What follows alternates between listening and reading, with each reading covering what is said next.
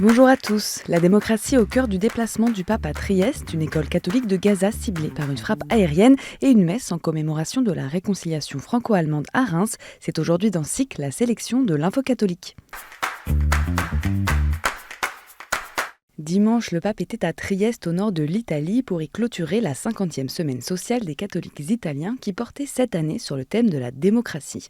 Dans son discours, François s'est inquiété de l'état de la démocratie qu'il ne juge pas en bonne santé, soulignant combien la corruption et les différentes formes d'exclusion sociale blessent les démocraties actuelles. Il a invité les catholiques à s'engager et à avoir le courage de faire des propositions de justice et de paix dans le débat public. Dobbiamo essere voce che denuncia e che propone in una società spesso affona dei nuovi troppi che non hanno voce, tanti non hanno voce, tanti. Questo è l'amore politico che non si accontenta di curare gli effetti ma cerca di affrontare le cause. Questo è l'amore politico.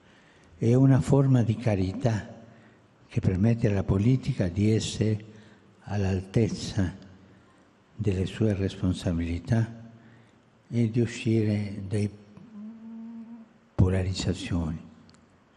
Queste polarizzazioni che immiseriscono e non aiutano a capire et affrontare le sfide. Son déplacement s'est conclu par la célébration d'une messe et de l'Angélus sur la place Unità d'Italia devant plus de 10 000 fidèles. Le Saint-Père les a encouragés à vivre une foi qui réveille les consciences de leur torpeur et met le doigt sur les nombreuses blessures de la société. À Gaza, l'école catholique de la Sainte Famille, propriété du patriarcat latin de Jérusalem, a été la cible d'une frappe israélienne ce dimanche. Lieu de refuge pour des centaines de civils déplacés depuis le début de la guerre, l'établissement a été gravement endommagé. 4 personnes ont été tuées dans ce raid qui intervient après plusieurs attaques touchant des écoles gérées par l'ONU.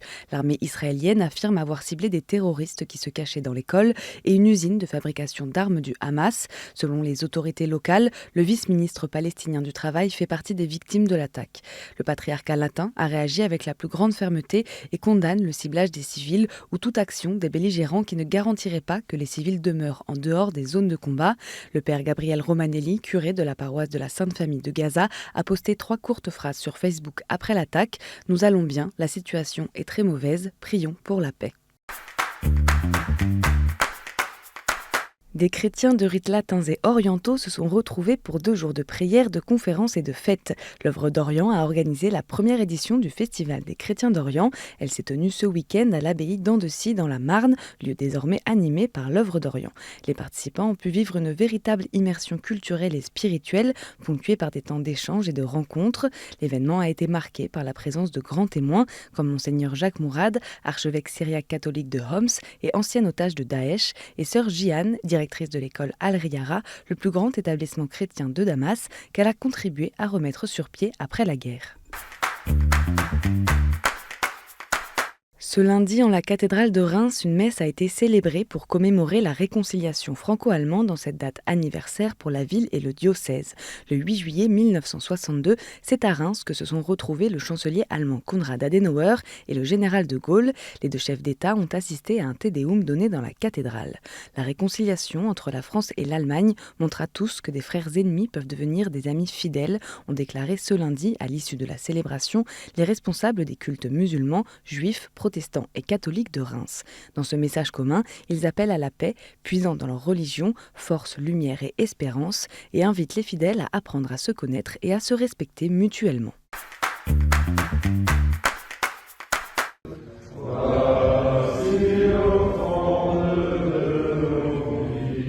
Pas moins de 6 000 pères de famille ont sillonné la France ce week-end. 26 pèlerinages étaient organisés cette année par plusieurs diocèses et sanctuaires autour du thème « Ma grâce te suffit » tiré de la 2e lettre de Saint Paul aux Corinthiens.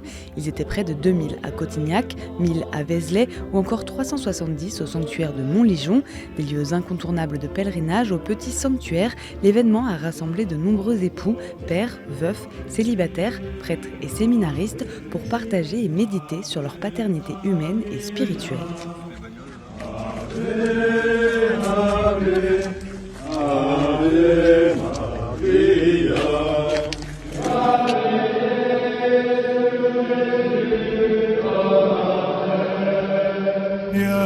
nous a tous appelés à la même sainteté.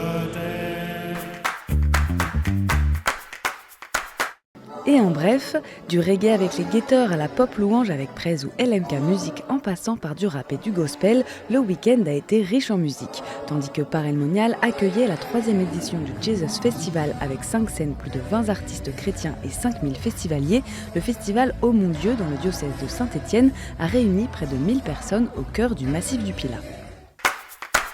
La joie était aussi au rendez-vous ce week-end à Gosier en Guadeloupe pour le 12e congrès du renouveau charismatique diocésain qui a rassemblé plus de 2000 fidèles venus de tout l'archipel. C'est Monseigneur Philippe Guillougou, évêque de Basse-Terre, qui présidait la messe de clôture de ce temps fort. Il a invité les participants à oser parler de l'évangile avec leur entourage et à demander avec insistance la force du Seigneur. Et après 10 ans de pause, les journées diocésaines de la jeunesse au Mali ont repris du 4 au 8 juillet à Kita. 500 jeunes ont répondu présents, l'occasion de les sensibiliser sur les questions de paix, de cohésion sociale et de sauvegarde de l'environnement à travers des temps de célébration et des conférences.